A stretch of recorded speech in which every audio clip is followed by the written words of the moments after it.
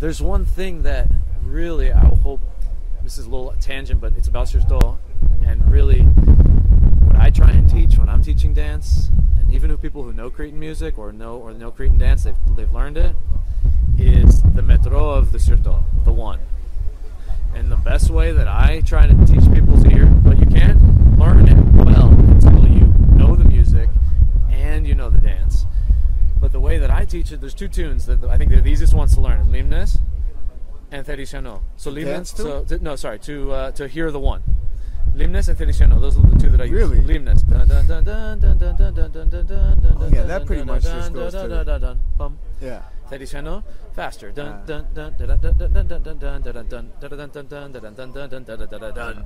It's, you know, once you hear that, the proto has that on the one unit as well. And that's like where I've talked to people like in Rethimno, Lautieris, that were like, oh, I wasn't aware of it until I went and played with certain musicians in certain places. And if you learn it, you can't unlearn it. Like, I've been in Glentia where I'm dancing with someone next to me who knows it, and everyone else is on a different one, and we're just walking because we're both trained, and we're like, it's going to mess me up. I mean, I know exactly what you're saying.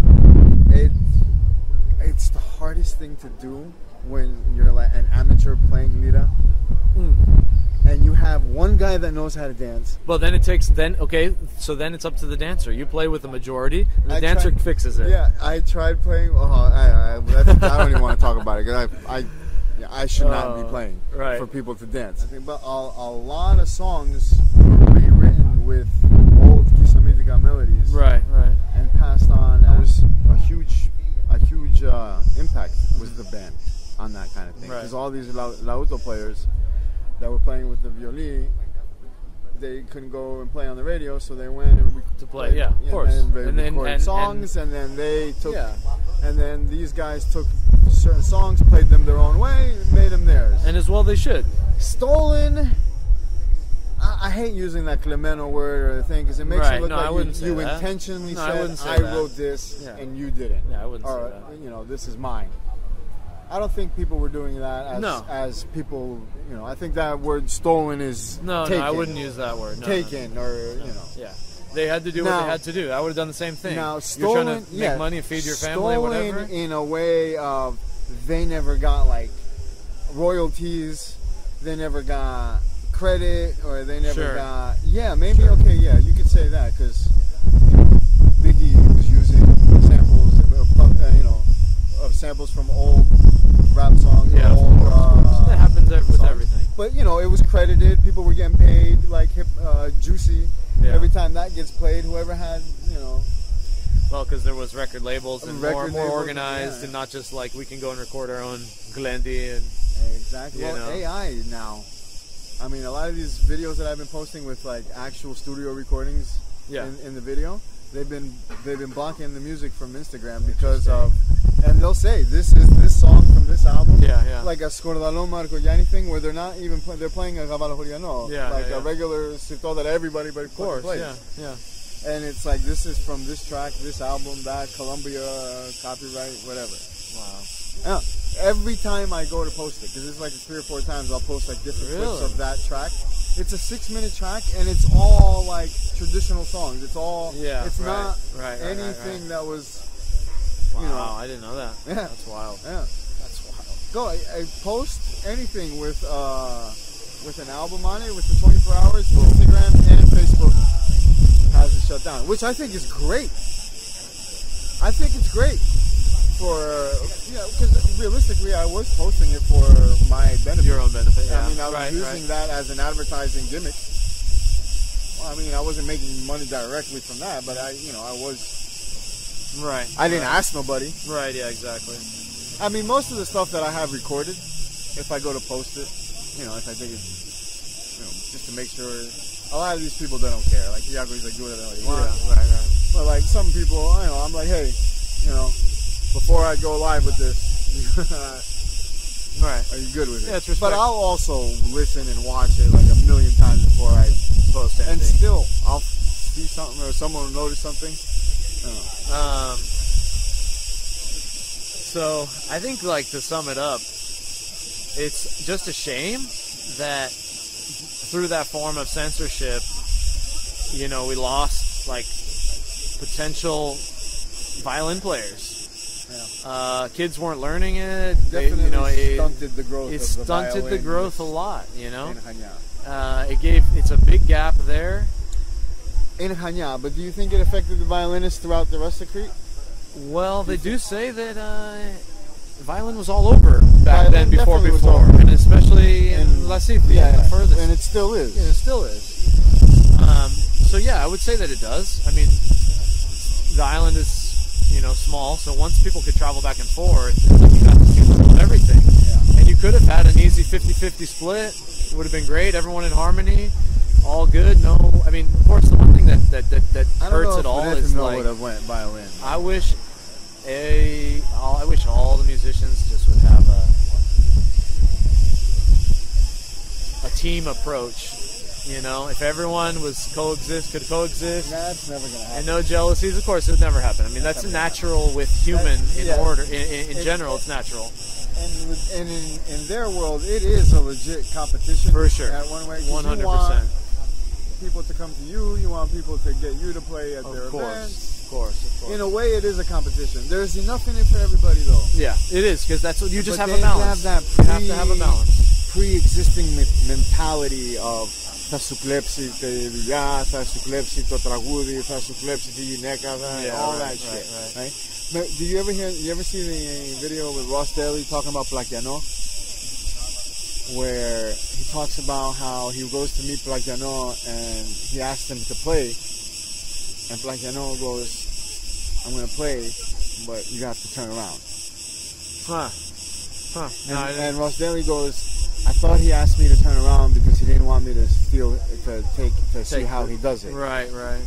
Because that was the mentality that people, he says, because that was the mentality that people had back in the day. Yeah, exactly. And then he goes and plays it, but like I know I actually didn't do it for that reason. He goes, I wanted you to hear what I was playing. Right. I didn't want you to look how I was doing it.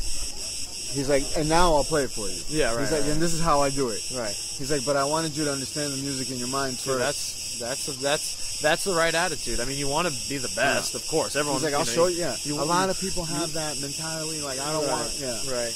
I mean, you want to be successful and be liked and all this, but you got to have respect for the other ones because they're doing the same thing. Yeah. So not cutthroat, but not like just take all my Glentia, whatever. So I don't put names and shit. Someone was telling me that a younger musician, asked an older, one of the legend musicians to record one of his songs. And let's say it was in like the guy who was recording was in like the pop culture category at the time, whatever. And the older legendary figure said no.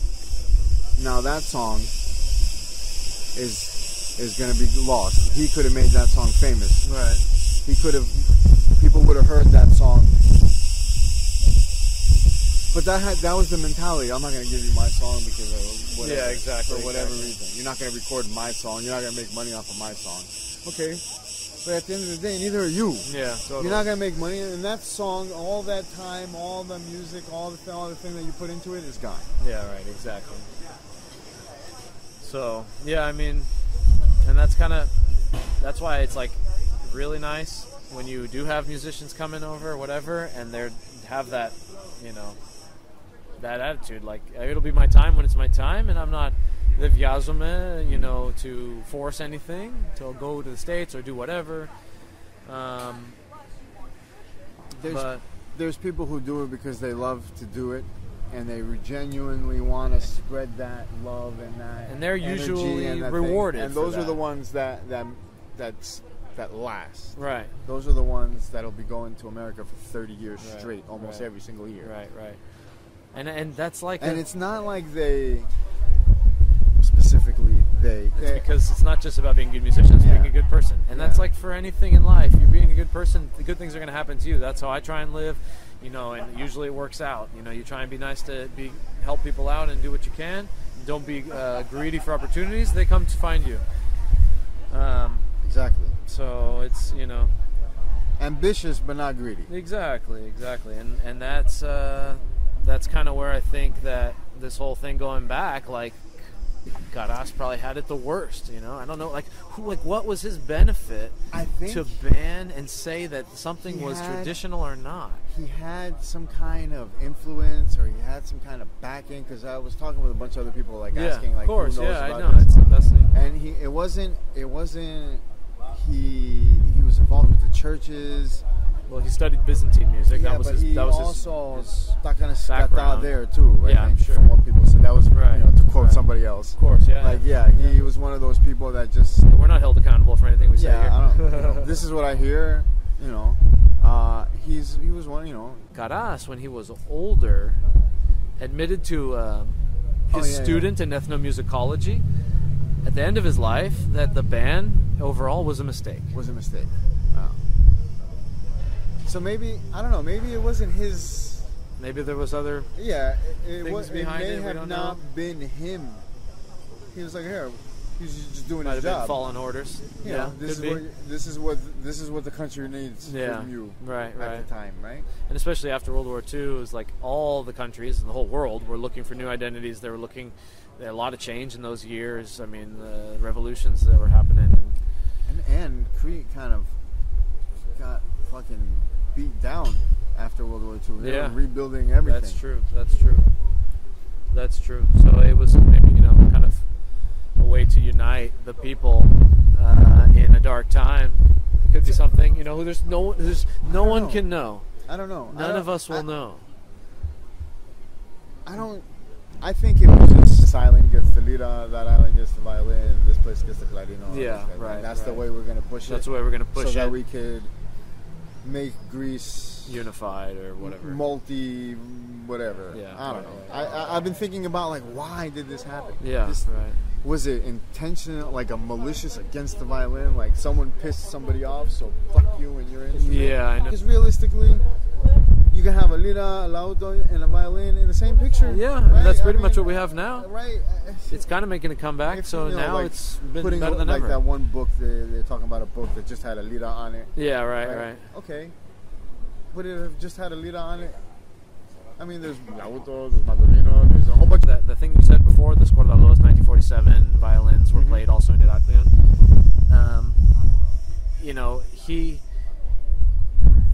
He was also saying on a radio show at a different time that only the lira and lauto were traditional Cretan instruments, which then takes away from Askumadura, Magura, and the other... Cretan music is only played with lira and lauto. Yeah, right, exactly. I mean, look what we have now. We got cymbals, drums, I think that was him. Bass, guitars. That's not possible, but I think that was another one of those... Everyone's got their style. That was another... Everyone's got their style. Like, only my way is the way to do it. Right. Without saying my way. Right. Saying only which goes this against kind of our other theme is art is perspective. It's that. Everyone's got their own style. It's also their own like preference. Saying like Sirta is only supposed to be played and danced this way. Right. No, it's not. Like, no, absolutely not. Came from Kisamo. Absolutely or not. Came from here. It should only be played absolutely here. Not. It should only be played with violin. It should only be danced this way. No. It should, I mean, yes, that's where it came from. Yes, this is the way it started. Yes, but everybody can do it, whatever. Exactly. However their Choryo does it, however their people do it, however. Yeah. And all right. Well, if you go, maybe not how everybody wants to do it. Of course, yeah. Well, if you go to our, so like at FDF, we get a rap like they only dance fast and they only do Kisamitika. That's your thing. That's your thing. rep. So that's why. Well, it's not why, but and obviously, yes, I do dance fast, but I do like to dance slow too.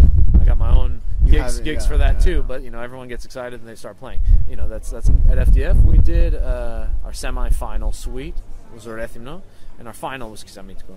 And in the Rethymno, we did Aniksi Beni sto Choryo, and we did. Obviously we did Pidikto, but we did it fully Rethymno style. We did the step with the little toe touch heel click. Everything that I did was, or everything that any of us did was, mostly like the big kick with the spins. There's not any of those high flying things in Kisamo, eh? I don't really notice that. No, it's like no one ever finishes off with that pop spin and boom. No, it's usually not the kick. It's just maybe the spin and then you walk out. It's like some kind of it's just That's kind of the style there. Some kind of crip walk, you know? Yeah. Maybe just because my experiences have been so good the last 7 years here, been lucky enough, been coming every summer and just going to Glentia every night that I can. And I'm literally up there with my eyes glued to the other dancers because I want to learn. That's all I want to do is learn. If you notice this, most of the videos that I've been posting of the stuff Focus on the dancers. It's all about the dancers. Yeah. It was like watching like history being written right there, like a whole story. Because there's like 4. Did you watch that video at all? I know that's Aleko, Manolulia. There's like 4 old guys from the village. Yeah. And like 4 other guys from the like Christo Zanidaki and his friends, and then some other people got in there, and they're all like, it's like they're all dancing together. They're all like showing respect to each other. It's, I'm getting goosebumps just thinking about it. Well, that's what it's about. And the same thing when you guys got up and dancing, that whole with Bobby and them. Yeah. That's what it's about. It's like Sevasmo for, the other people. Everyone does their thing. I mean, that's kind of what it's different, like where you just have the 2 dancing, but the respect, because you're in the line waiting, and you're just sitting there, not doing much, standing there. And I'm there just like I'm trying to be a sponge. I want to learn, because then I got to go. I'm going back to teach. I'm going back to learn my own thing, make my own artistic style, the way I want to dance. Like you see Bobby, see that he's got his style. I try and follow him, and then after I do something else. I just watch it as like a spectator, like, oh wow, that's cool. Oh, you drop everything. You drop everything to watch him dance. Yeah, I don't. You think about it in a whole different thing. I'm just admiring the situation. I'm both. But when I go to an event, or a Glentia, or a concert, or a thing, I'm like analyzing the shit out of it. Oh yeah, totally. Me too. Like, all right, like, why are they doing it this way? Or no, this is cool. This is cool. This is I would do this better. This is what I would do better. Yeah. When people ask me how the night, I'm like, don't ask me how the night was. After, if you're the one playing, don't ever ask me how the night was. Right. You don't have time to read the report. Yeah, right. But that's what it's all about. That's what it should be about, is mutual respect for everyone, musicians, dancers, everyone alike. Just go and have a good time, because what more could you ask for? Yeah. Some of these kids around here, they're getting into fights at Panayita, and they're trying to be Magia. For a competition, or if you're going in there to pick a fight, or if you're going in there to show that you're better than somebody else, go somewhere else. Right, seriously. We're there to go share. Go around the corner, or, Baredromo. There's a place. That's not Critica's not the place for that. Glentia is not a place for that. Glentia is a place for everybody to be together. Enjoying yourself, have a good time, sharing what we love to do, and all the young kids that are watching you there. Because little kids are running around, and they're watching all of you and me and everyone, how they're like a sponge. Yeah, 100%. And that's the thing I think has been doing well here, is the Glentia and the Paradosi is getting bigger with the youth. Yeah, I'm seeing less and less kids with phones in their hands. Yeah, absolutely. At one point I was seeing a lot of that. Yeah, it's less and less kids, and they're all running around. I'm guilty of it too. We all are. Oh my God! But when you're out having a good time, I'm talking about like the kids. No, like the little kids. Well, it's not only them, but yes, you're right. Oh yeah. Less and less people at Glentia would think. Yeah, 100%. There's always going to be someone. Of course. Hey, that's where we're at. As long as they're on my page. Then your page, then they're good. So, it's just something to be enjoyed, like something to be appreciated, and, it is what it is. Those are the facts. Everybody can think about it and read about it and figure out on their own. Post that link, so just so we can see, because it's an interesting, and it's historical, censorship, freedom of speech. You would have never thought, for people that have no idea about this, you would have never thought that it was illegal, essentially. It was actually like in the law to play and broadcast. And okay, here's another question that I had on my notes that I don't have with you. Could you play violin at a wedding or at a taberna? Were you still allowed to play at a castanillo? That's a good question, and I'm sure they did on the down low, but essentially they weren't. Because, realistically, no one really tells us what to do. We do what the fuck we want. Well, they're gonna chase you all the way up into the mountains. Yeah, I want to know if they could have still played violin. I don't know for sure. I don't know for sure. I'm guessing it was they did. illegal to play. To go buy a violin and learn how to play in Crete, was that illegal? That's a good question. That's a good question. That's a good question. for sure. I'm definitely going to be talking about this with people and like bring this up. Like, all right, tell me what you know about this, because we need to learn about it. It's history. It's some people that I've talked to about it. Locals here, they kind of just brush it off, or it's almost like they don't want to bring it up. But it's like it's just like an thing. Yeah, exactly. But it's for someone who doesn't know, like, it's interesting for us. Like, we like to know everything about we can possibly find out about Cretan music. We have the sickness, like you said. Yeah, and the fact that the media is controlling the way people, because for like 30 years almost, right? Or more 28 than 30, years. Yeah. 28 years. So you had people that were born into this not knowing any better. Right, exactly. You know what I mean? So you had people that just thought this was the way. Yeah. Because that's what they watched. And in that way, in one form or another, in every civilization from the beginning of time, that's been happening. Right. The suppression of something to push something else. Yeah, exactly, of course. In one way or another. Of course, yeah. The fact that especially now with everybody stuck on their phones and no one really doing any research of things, so that one person says something and then they think exactly. It's fucking ridiculous. I mean, I think that's how it started with here in Crete when they play a Nishiotico. When they bring their arms up and in and they do that wavy in and out thing. Yeah. It's not something that they made up here. If they made it it's not a Nishiotico thing. I've never seen. No? I don't. No, I mean you go a forward and back step, but this arm thing, no, it's like a balo, like the two. The balo is the couples, but if you do a sirto, sometimes they're like a Matiano or like a Nishiotico sirto. Okay, it doesn't have that front and back step. Yeah. And it has. Of course, When I was in my church dance group, I'm like, I'm not dancing on Nishiotico for that. I'm only in here for the Cretan. I'm only here for. We had like 3 or 4 Cretan dances, so it was predominantly Cretan. That's why we always won. Yeah. Oh, nice. Yeah. Well, Cretan is. Yeah. Well, you gotta end with a pedozali or malevizoti. Otherwise, you got a weak fucking down. Unless you're doing like kotsari and your pondian. Yeah, that's true. That's true. Yeah, because pondik is not easy. We've done our fair share of kotsari, but not a seta. I got into a little phase of trying to find kotsari on the lira. Yeah. You'd be surprised, man. They'd be ripping some kotsari out. Yeah, that's true. Some of these Cretans. Whew. And I hear a lot of people taking from certain tricks from like a kotsari. Right. From like a pondiaki lira and putting them on the it over. lira. Huh. Yeah.